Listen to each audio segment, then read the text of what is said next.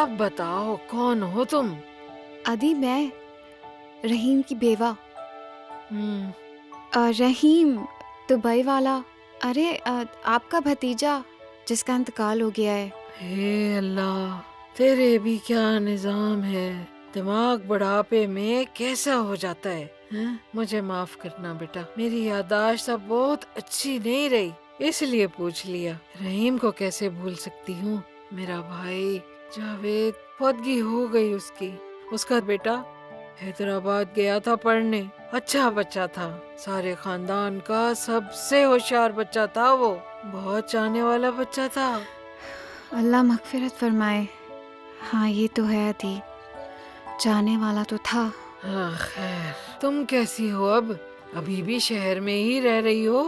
جی ادی، بچوں کے اسکول کے لیے وہیں بہتر ہے، اور میں بھی گھر سے کچھ سلائی کا کام کر لیتی ہوں. ماشاء اللہ، اللہ تمہاری تکلیف کو آسان کرے. یہاں کیسے آنا ہوا؟ عبدل بھائی سے پیسے لینے آئی ہوں حصے کے.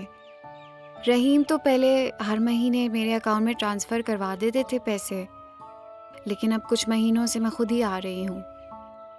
اچھا، کتنے دیتے ہیں تمہیں؟ ادی مجھے حصے کا تو نہیں پتا، لیکن میرے خیال سے ادا نے حساب کتاب صحیح ہی کیا ہوگا. کیوں نہیں پتا؟ پتا ہونا چاہیے.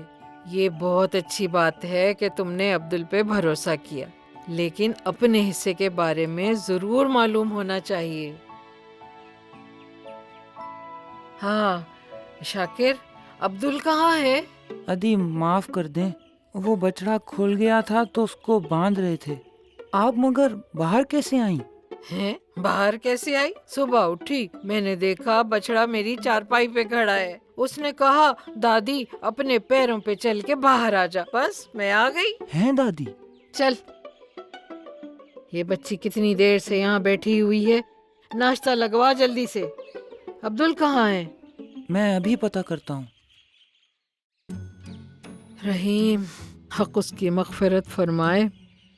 ویسے تو تمہارے شوہر کو یہ معلومات تمہیں بتا دینی چاہیے، لیکن اس کے جانے کے بعد اب یہ ذمہ داری تمہاری ہے. ادی کون سی ذمہ داری؟ بیٹا، تمہیں اپنے حصے کی ساری معلومات ہونی چاہیے. کتنی زمین ہے، کتنے مویشی ہیں، یہ سب پتا ہونا چاہیے. عورت کو ویسے ہی پورا نہیں ہونے دیتے، مرد نہ رہے تو آدھی بھی نہیں چھوڑتے.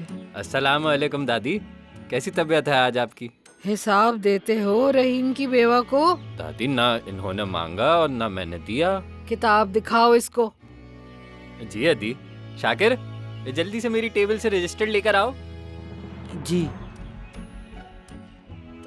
جی ادی، اس کتاب میں آپ کا سارا حساب ہے. آپ کے کتنے مویشی ہیں، کتنی زمین ہے، سب لکھا ہے. ادی ہمارے زمینوں پہ پورے سال گنا، گیہوں اور باقی کچھ موسمی پھلوں کی فصل لگتی ہے. زمینیں ابھی ادی، ان کی ایک بہن اور 3 بھائیوں کے نام ہے. ادی جتو، دادی انیزہ ان کی بہن، جاوید دادا آپ کے سسر، اور ان کے بھائی دادا اکبر اور دادا محسن. کل ملا کے ان سب کے 15 بچے ہیں، جن میں فصل اور مویشیوں سے کمائی ہوئی رقم تقسیم ہوتی ہے. جاوید دادا کے 4 بچے ہیں، ان میں 1 بھائی اور 2 بہنیں حیات ہیں.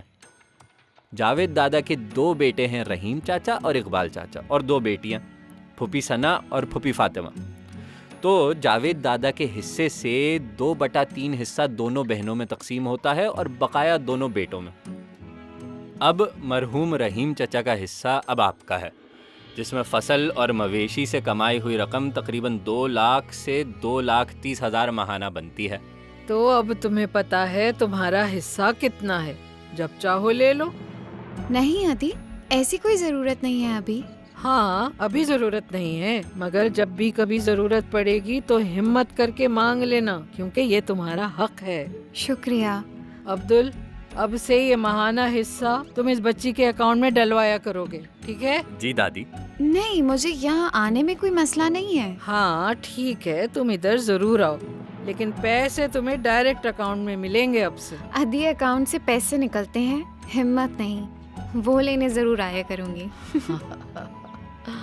Sindh legal advisory call centre Sindh government کے لاء ڈپارٹمنٹ کی شراکت میں چلایا جاتا ہے.